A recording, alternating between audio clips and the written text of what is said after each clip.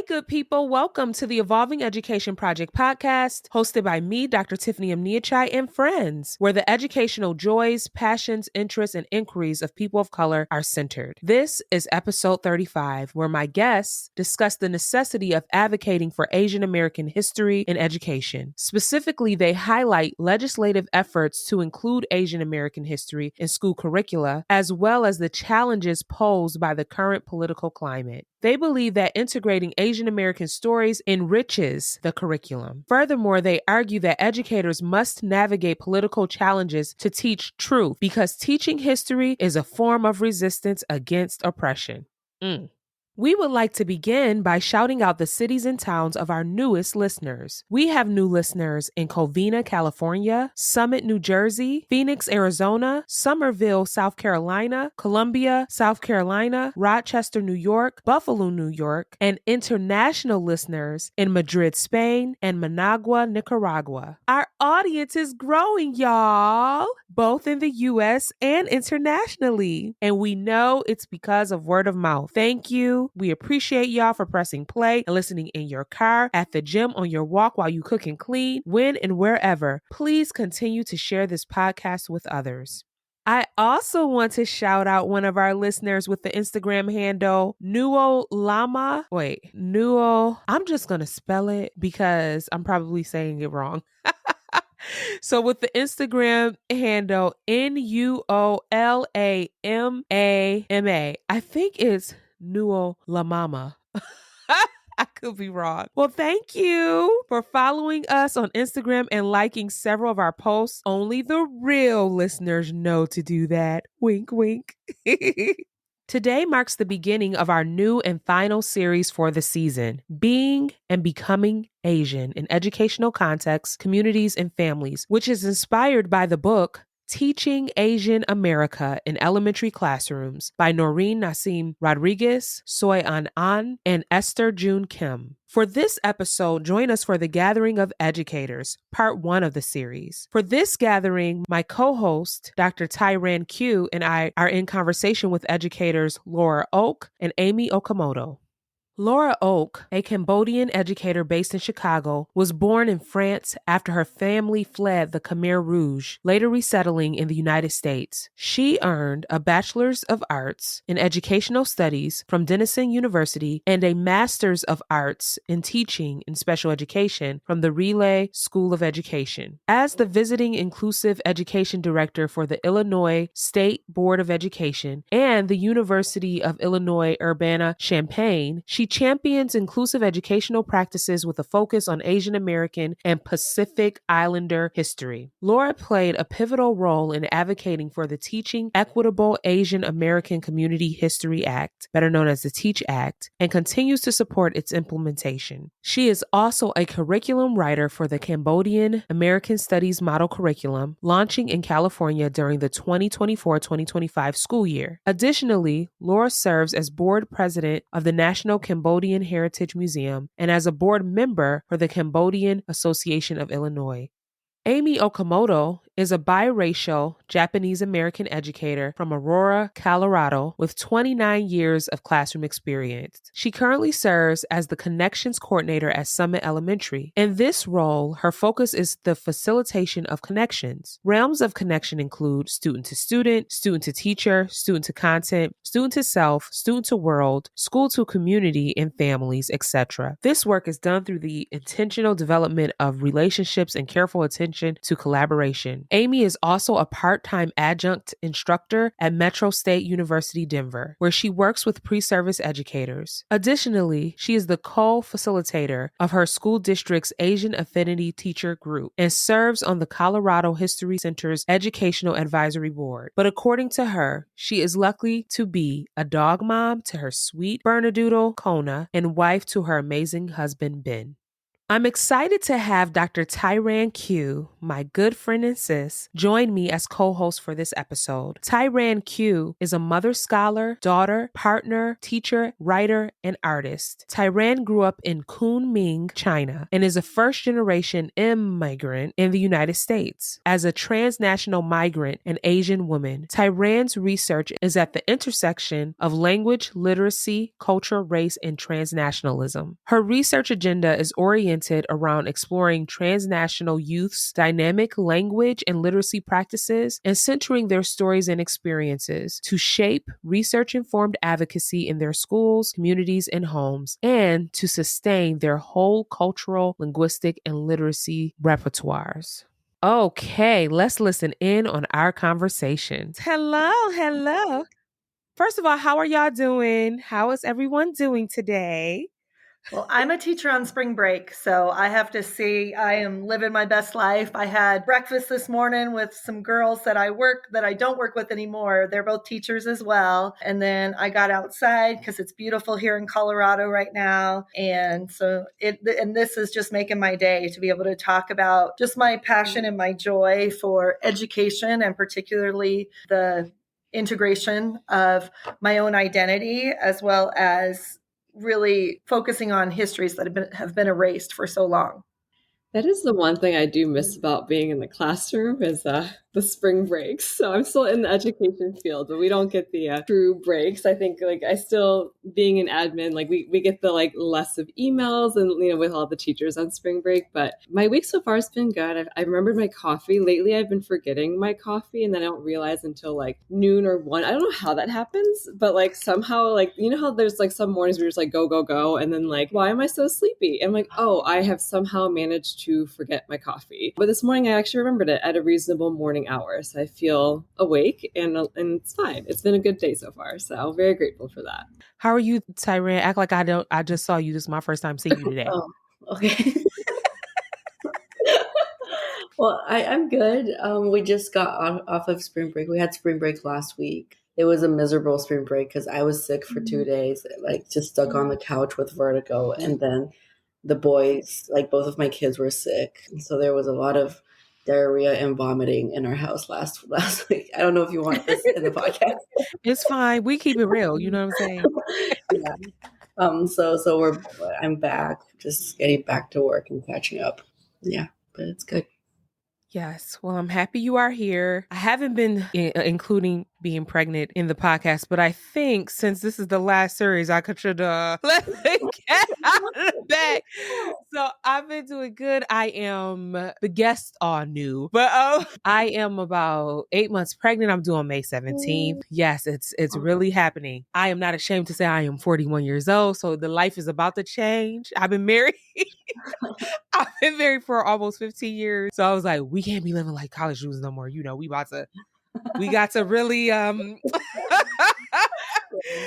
grow up a bit, but right. So the last week was just it was a fun week, but it was busy. I went back home and I did my maternity shoot, and I had my baby shower with Care Bears, and I'm an 80s baby. So we had Care Bears and unicorns and butterflies, and so that was fun. That was a lot. So I have all of this baby stuff to go through and get the room ready and all that, but that is how I'm doing. And I have great friends like Tairan and all my other friends keep making sure I'm okay. So fortunate for that. So we're going to get to these good questions because I got to respect y'all time. The people who are really, really working the fields, they don't got time to be wasting. So we about y'all don't. Y'all be working. So we gonna get right to it. So the first thing, even though you already know, I want you to tell us. So this is based off the book, and so we're thinking about this. We're playing around with this theme that we have right now. So thinking about that, tell us about your experiences as either for you, Laura, Cambodian student, teacher, community, family member, however you want to go about that, or one or all of them is fine. And for you, Amy, as a Japanese student, teacher, community, family member, and if you want to correct how I'm identifying you, I tried to figure it out from your bios, go ahead. That would be great. We just want to situate you in these experiences. Sure. I'll kick us off. So I am the daughter of Cambodian refugees. My family survived the Khmer Rouge genocide. So I actually was born in France after my family survived the genocide. And then we relocated to the US in the mid 90s. And so my story has actually kind of, included kind of being displaced twice. And so I was the first in my family to actually go through the American public school system. So my experiences actually as a student actually led me to become an educator in the same system because I realized there was a lot of things that I appreciated in the system, but also realized there were a lot of gaps in the system that involved like my identity in terms of like, okay, like there's a lot of things that I was very appreciative of the teachers that, did their best as they could to support me as a student that, was still having to kind of navigate the American system, English being the third language now that we had to, navigate as well. And like, I also noticed that there was just a lot of gaps that like, made it even harder for my family and I to really adjust to figuring out what it meant to be living in America and like, truly adapting to the American life. And just, it took a lot longer for us to really feel at home. And so that eventually led to, becoming a teacher in the classroom. And I did that for almost 10 years before moving to the district level and eventually to the state level, the work I do now. And that also led me to do the work that I do for our community now with our Cambodian community and just trying to find as much as I can to really advocate for our community. I'm sure we'll go more into that later on, but I just have been really big on advocating for our community, the Cambodians, and then also in general with Asian Americans and Asians in the US, because I've noticed that like our history has always existed in the US. Like it's never been not there, but just historically, we've always kind of just been left out of the story when it comes to how we tell the American story. And that's not just even with Asian Americans, it's also with other marginalized groups as well. And so I've always been a big component of or advocate for just other groups. I've just kind of found my like niche with like specifically the group that I identify with strongly. And so that's kind of where I've like, as the years have gone on, kind of figuring out like, how can I use my own personal experiences and my professional experiences to really drive, my purpose, and why I'm here to be able to actually make that difference in the small ways that I can and in the spaces that I'm in. That's cool. Now, Laura, have your family been in the Chicago area since you came here? Yeah, so I grew up in the Chicagoland area. So the only time I left Chicago was to go to college, and I didn't go very far. I went to Ohio, so still in the Midwest. I went to Denison University. Our claim to fame is that Michael Scott, Steve Carell from The Office went there. And then I moved back. I stayed in Columbus, Ohio for a little bit, taught there for a couple of years, and then moved my way back to Chicago. And I've been here since. So yeah, Chicago is home for the most part, unless something drastically happens. Very cool. Yeah. So my story, I am the product of a 6-foot-tall, red-haired, freckled mom and my Japanese father, who were both military service members. They actually met and got married in Italy. I was actually born in Turkey. My dad was born in Hawaii in 1944, so before Hawaii became a state. My grandmother told me stories when I was young about her sitting on top of a building watching the bombing of Pearl Harbor happening with my uncle on her hip at the time. And so one of the things that has always been a really poignant part of my story is the forced assimilation and the distancing from her Japanese identity. My dad and his brothers grew up not speaking Japanese because at the time it was so important and they were not forced into imprisonment camps because in Hawaii there were so many Japanese citizens or Japanese Americans, and it would have been very difficult, although they did have imprisonment camps on Schofield Barracks, which is located on Oahu. But anyway, my dad grew up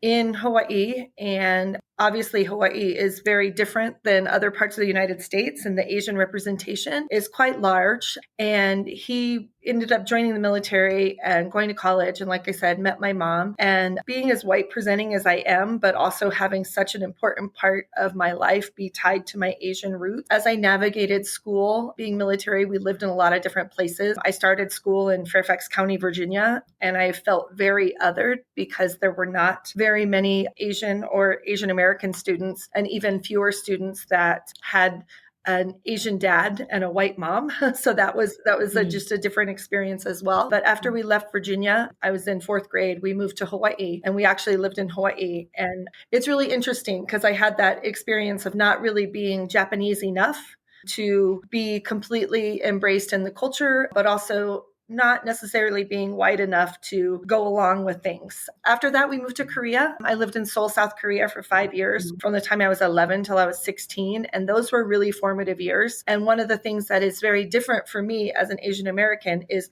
the majority of the students that I went to high school with were biracial Asian Americans, much like me. So that experience is very unique. When I, for example, with my Asian American affinity teachers here, none of them had an experience where they were like everybody else they were going to school with. So that was something that was really important to me. And just that experience of having people who shared that bicultural childhood and experiences was really, really important. I went to college in Arizona, and then I started teaching in southern Arizona, about 15 minutes from the border with Mexico. And I had always been interested in the experience of marginalized students, and I got to see firsthand how undocumented students were treated unfairly and how often their experience was just really hard. I moved to Colorado about 15 years ago, and I've been teaching in Aurora, and we are a Title I school. My role this year is interesting. I'm a connections coordinator, which is kind of a behavior specialist, but our school is small enough that I've really been able to make this role my own. And one of the things that I've done is really work closely with teachers to ensure that the way in which they're teaching is culturally responsive. I did a short stint as a CRE coach in our district, which that position got blown up due to COVID. Got to teach a year of high school U.S. history online, which was a fascinating experience, the 2020 to 2021 school year. But I have had a chance to get to know Noreen and actually work really closely with her. And that has been such an eye-opening experience. And I have definitely thought a lot about how my experiences going from somewhere where I was an only to somewhere where I was in the majority, and how that feels for the Asian students in my care. And just continuing to try to talk about it and present ideas and share with teachers so that we can be on board with sharing this really important, and as Laura indicated, history that's often been erased. Wow. Yeah, the both of you really bring like international knowledge to the space, which is so super cool with your rich family history. Yeah. How many languages do you all speak? It's essentially 3. I feel like my brain is constantly like mush. Like it's interesting because like when I am speaking to like family members, it's like unless like someone will always point it out that I'm like, oh, I start in one language and like finish in like start a sentence in one language and finish in another.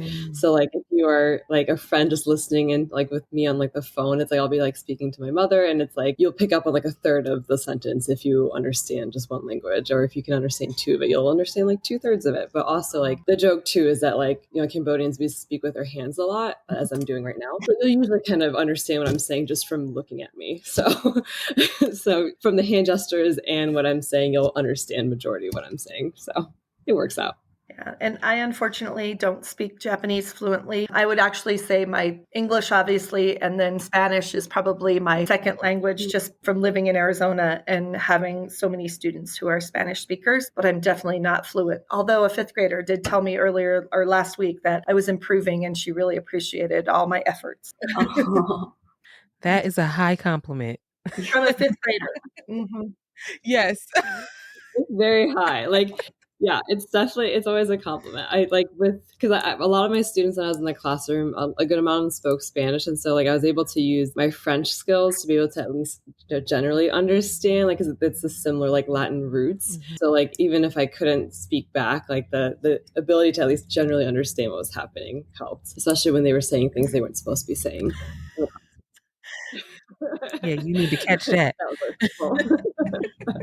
That So, Amy, you started to talk about this a little bit, but I really wanted to hear more about it. The Asian Affinity Teacher Group. And I think, this podcast, we center the educational joys, passions, interests, and inquiries of people of color. And we focus on different groups at different times. And so that's really important work to us about like why those spaces are needed. So can you tell us about the Asian Affinity Teacher Group and why this group is so important? So obviously being in Colorado, we do not have a tremendous number core of Asian American teachers within our district. I think we have about 85 staff members that currently identify as Asian American or Pacific Islander. And it's interesting because some of our Pacific Islander teachers choose to connect with our Indigenous affinity space versus the Asian American. And that in itself is a big conversation regarding how Asian American is not a monolith and how it is really, colorism exists in Asian American societies as well. And oftentimes brown Asians are not included in the conversation as much as they should be. But our affinity group,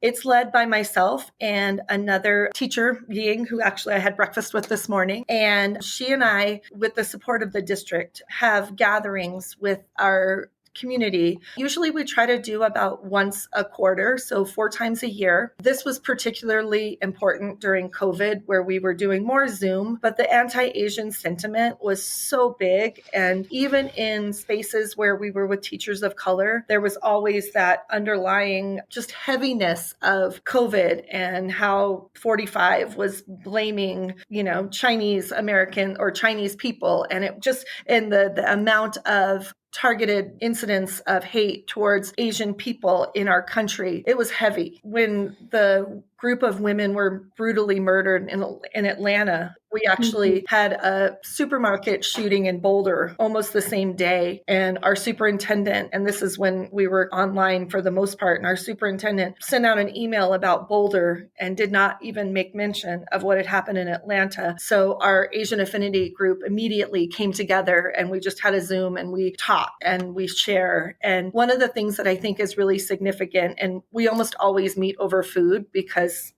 food is our love language, but it's always this place where you don't have to be as guarded, where there's experiences that feel the same. And we had an event, I guess it was in February, and we have a teacher who recently joined the district, and she's from Florida and moved out to Colorado. She's biracial like me, and we were sitting at this table and we were eating and talking and such, and she got a little emotional and she said, "This is the only time that I've ever been in a space with professional colleagues that all were Asian." And so that idea that even though we have very different stories and our experiences aren't identical, but this common thread and this bond and this sense of deep understanding, we make jokes about tiger moms, in my case, tiger grandmas, and just different things that are very, very important, and it is a really rich space. And I'm really fortunate that my school district supports it. In addition to our group having a little bit of funding to pay for some of those snacks, we also have support. There's a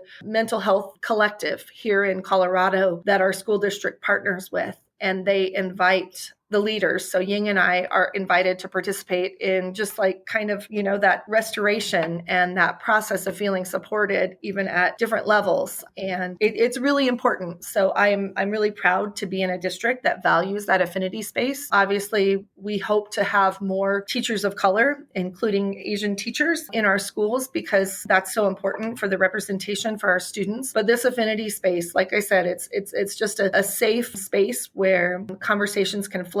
We can talk freely about things. We can support each other in things in our buildings. And it really is one of my favorite things about being an educator. And we also get really excited and share each other's joys. Last year, there were actually 3 of us that were teachers of the year for our individual buildings. So that felt really, really exciting. So yeah, we're our own little fan club as well. That's really nice. That's so awesome.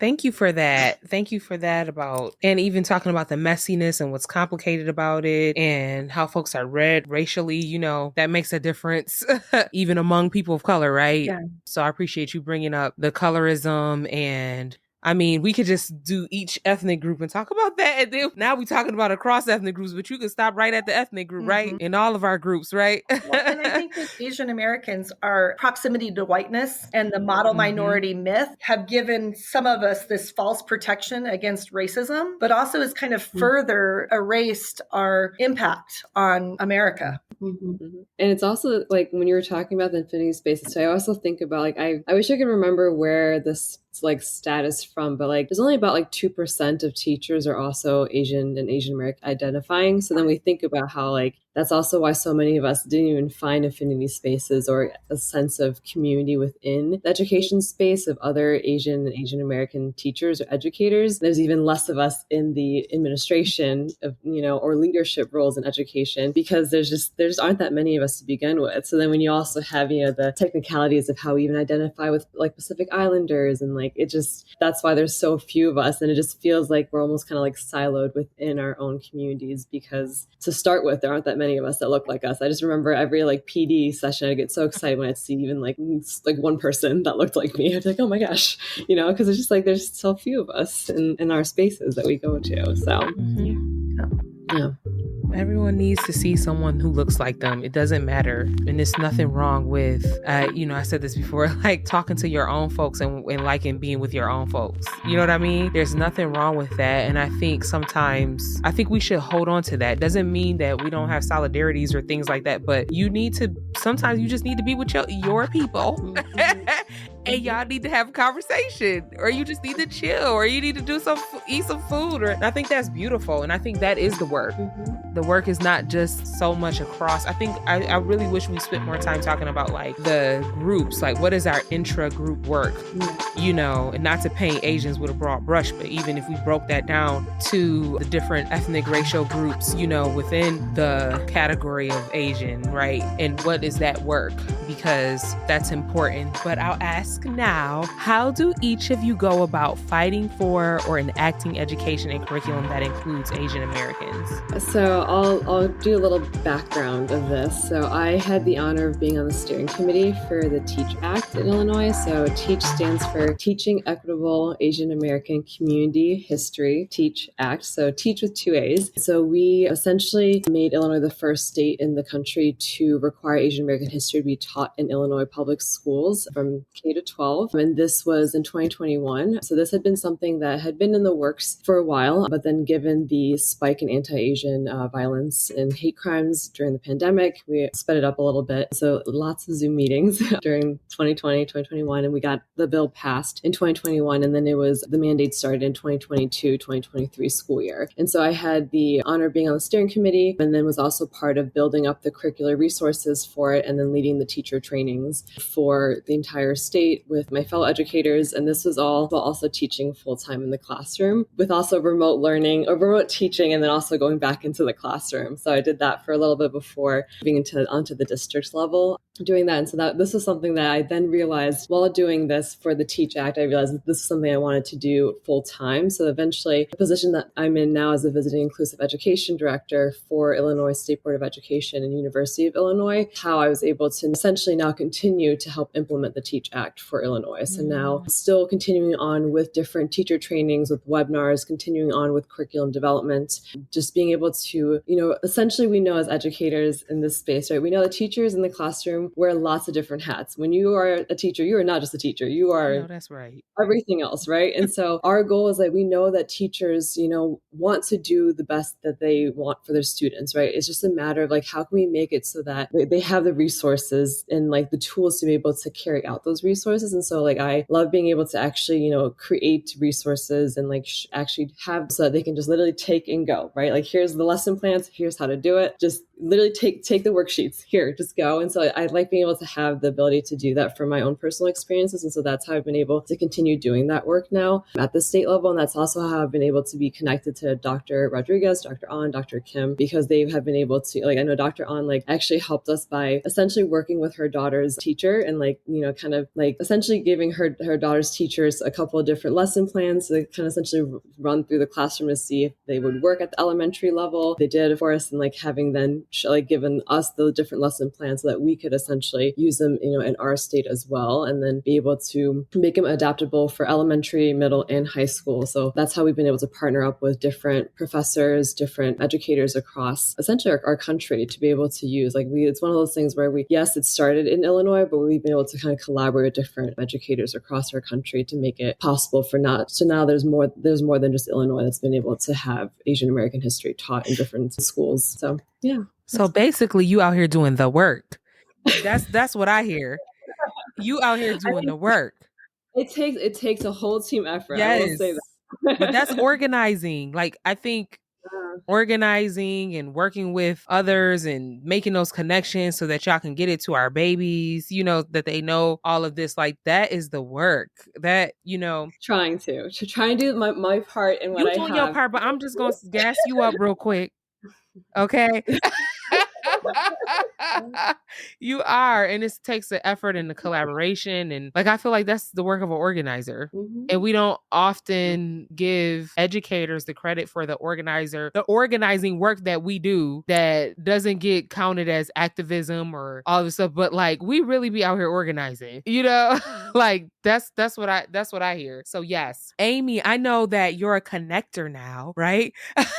But I know you've had an extensive career. So however you want to think about this question. So this is my 29th year as an educator, and I have always thought about my experience. And one of the things that I think is really important is being intentional in the integration of Asian American stories. One of the things that I, as an elementary teacher, lean heavily into children's literature. And so when I think about books like Watercress by Andrea Wang, or when I think about Kelly Yang's books, Front Desk, I'm always thinking about how to use them in ways that aren't like separating them from the curriculum, because I think one of the things that's really important, and Dr. Nasim Rodriguez talked about it in her Social Studies for a Better World book, about how oftentimes Asian people are kind of seen as exotic. And if we only teach using Asian American resources or Asian American literature or telling Asian stories in May during AAPI Heritage Month, we do a disservice. So for example, Watercress is a book that I lean into as a mentor text for memoirs. And it's really a beautiful story, and the language is so rich. And it's so important to center those stories about Asian American characters in just every part of your curriculum. And I have also been fortunate that I have some connections. So I actually just a few weeks ago presented at our Colorado Social Studies Conference, and my presentation was about the integration of SEL and social studies. So centering stories like Patsy Mink and the fight for Title IX, and the birthright story of Wong Kim Ark, and using Asian American experiences to connect to bigger concepts has been really important. I also teach at Metro State Introduction to Elementary Ed. And so I'm always introducing a lot of concepts about Asian American history, leaning into the framework that was created by Dr. Nasim Rodriguez and Dr. An, and just thinking about how that framework allows us to talk about patterns and themes. And particularly when we think about elementary social studies, when we have our units, some of those framework themes are so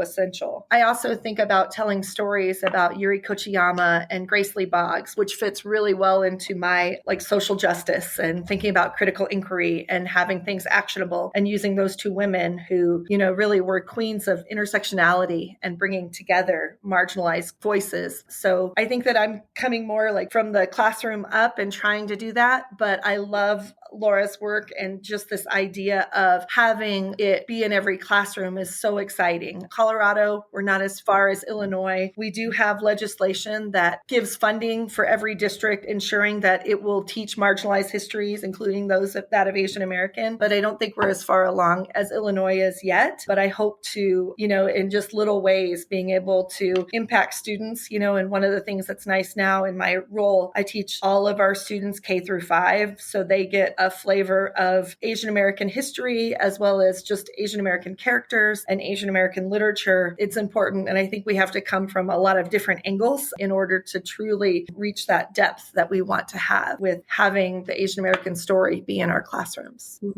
Mm-hmm. Cool.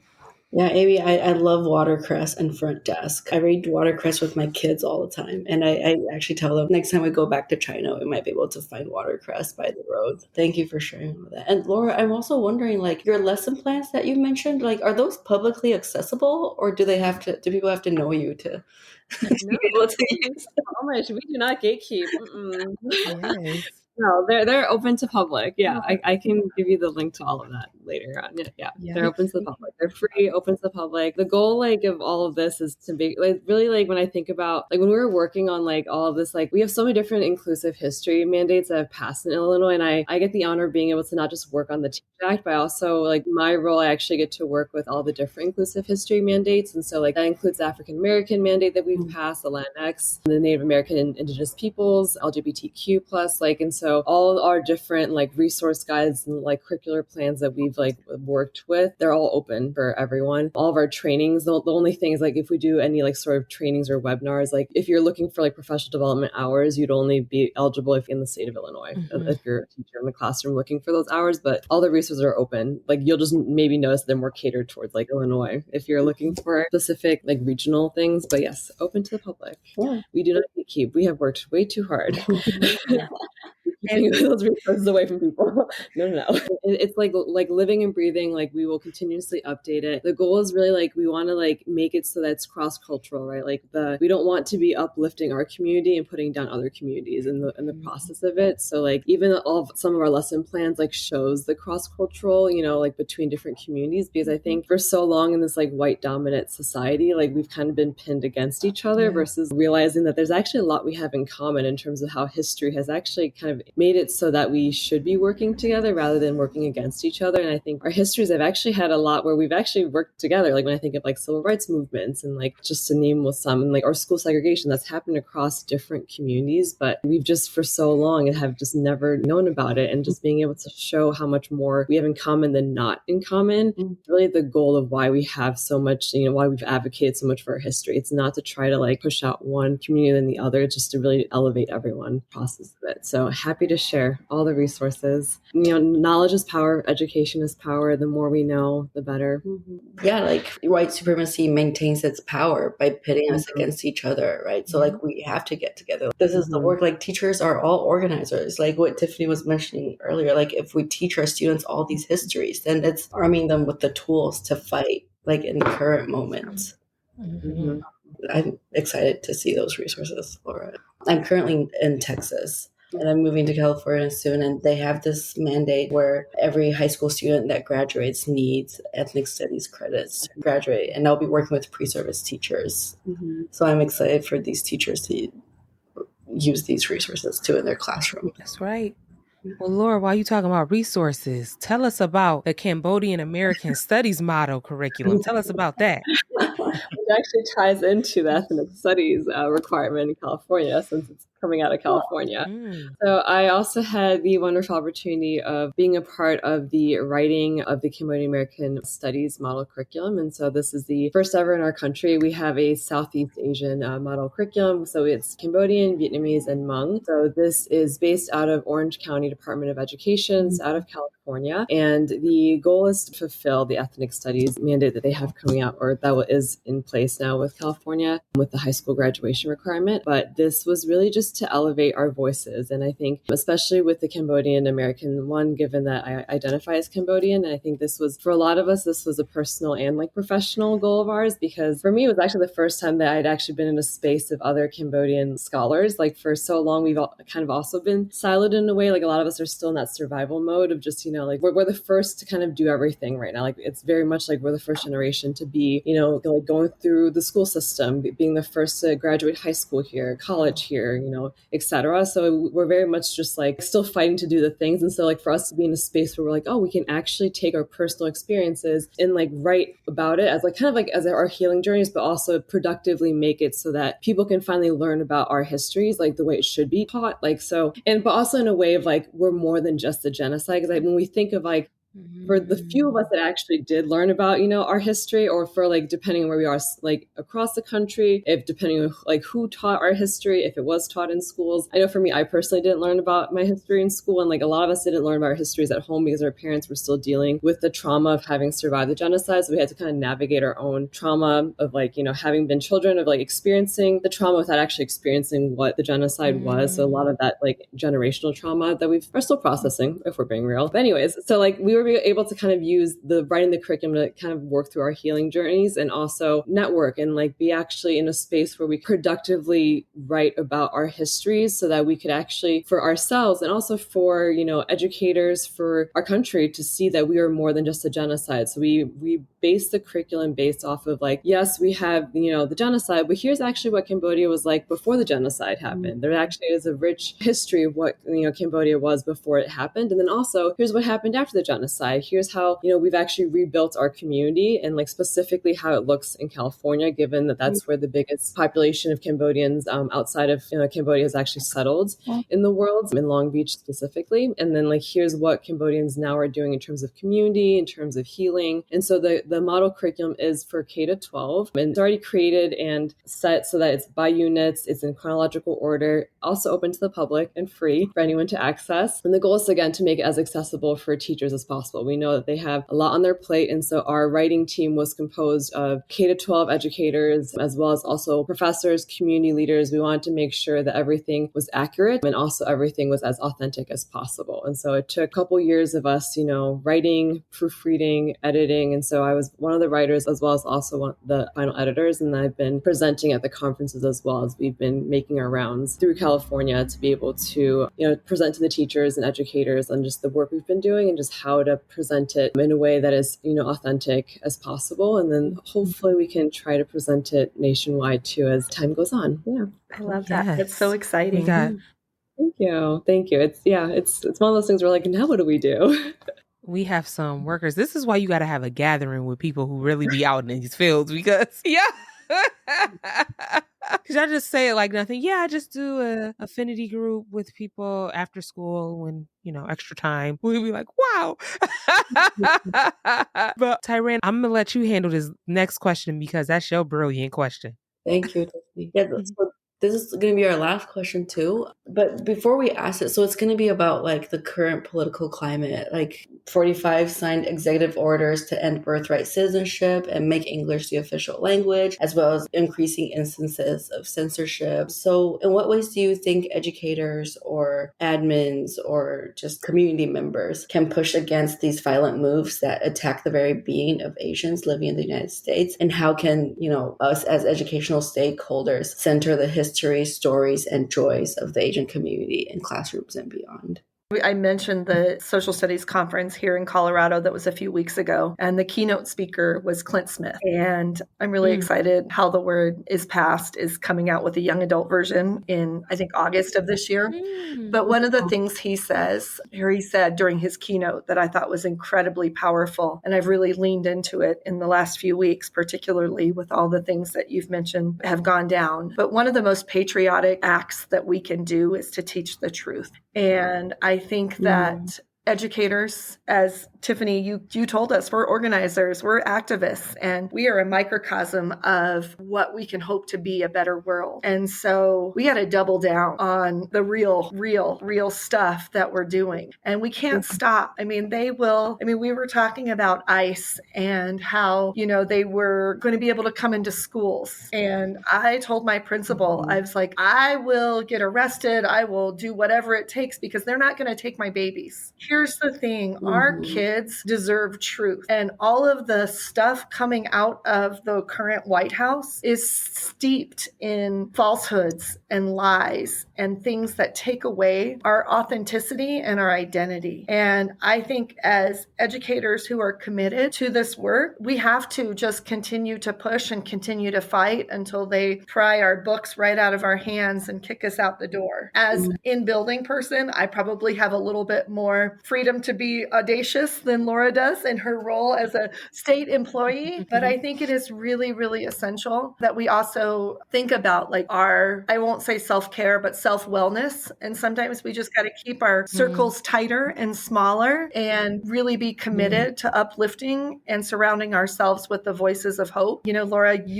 this curriculum you're talking about, my mind is blown, but also my heart is just so full of excitement and enthusiasm that this will be in the hands of teachers. So I think we just have to keep fighting and keep pushing. Amy said it all. So I'll keep it short and sweet. We just keep fighting the fight. That's all it is. Yeah, and teaching history is resistance.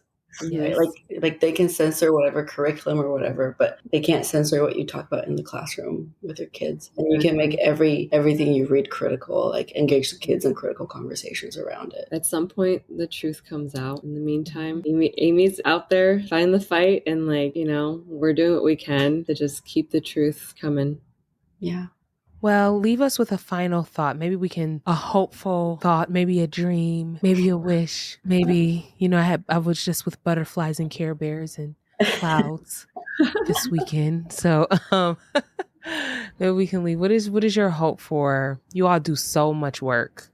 What is your hope or dream moving forward, specifically for Asian American students and teachers in the communities you serve or the districts you serve?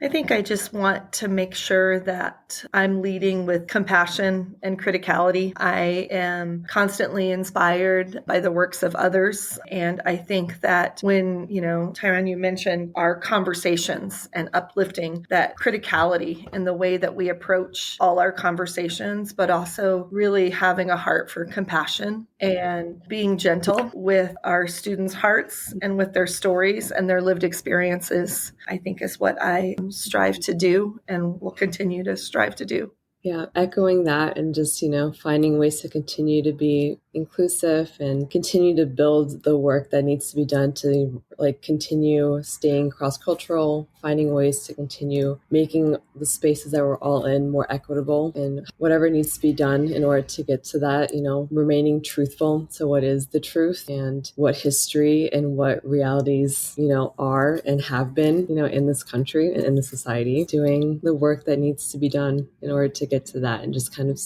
like Amy mentioned, keeping our circles small, kind of staying grounded and being able to truly take care of ourselves so that we can be able to take care of others, and staying hopeful. Yes. Mm-hmm. Well, thank you so much. Any final thoughts, Dr. Q? No. Okay. Yeah. Thank you all so much. I'm so blessed that one thing I love about the podcast, I get to meet the most amazing, dope people, because you guys get vetted by so many people before I even invite you. So it's always a good time.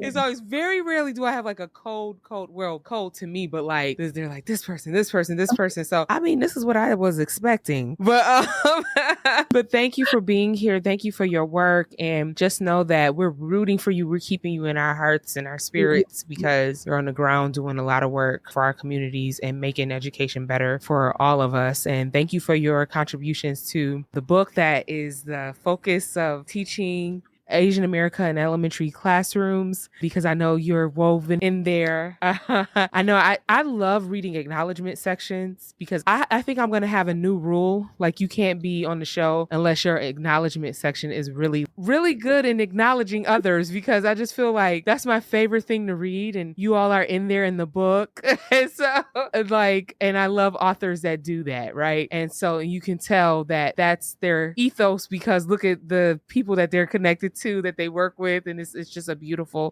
thing what we're about. But anyway, y'all have a lovely afternoon, okay, or Thank evening. you. It was so nice to meet you. Nice to meet you too. Opportunity. Thank you for your vulnerability and just Yes, thank you so much. Generosity. I appreciate the opportunity. Appreciate you guys are awesome. Enjoy your day. Yes. Thank you. Okay, you too. I learned so much from Laura and Amy. To illustrate, I did not know that less than 2% of teachers in the United States are Asian or Asian American, and even less are in leadership. This is why Asian and Asian American teacher affinity spaces are so needed. I also learned that Illinois is the first state to require the teaching of Asian American history. This is one requirement that I hope will spread across the U.S. like wildfire. Furthermore, it is important that Asian American characters and stories are included in every part of the curriculum, not just for Asian American and Pacific Islander Heritage Month. And in this political climate, Amy proclaims that we can't stop telling the truth and organizing as educators, because our kids deserve truth. According to Laura, we must remain truthful about what is truth. And in Amy's words, we have to continue to push and continue to fight until they pry our books right out of our hands and kick us out the door. Whew. Yes, this is the type of resolve we need today. Thank you for listening to part 1 of our Being and Becoming Asian in Educational Contexts, Communities, and Families series. If something from this episode resonates with you, please share it with others and let us know via social media or through our website, evolvingeducationproject.com. You can find the legislation, books, and teacher resources mentioned in this episode linked in the show notes. Be sure to tune in for part 2 next week. Trust, you do not want to miss it.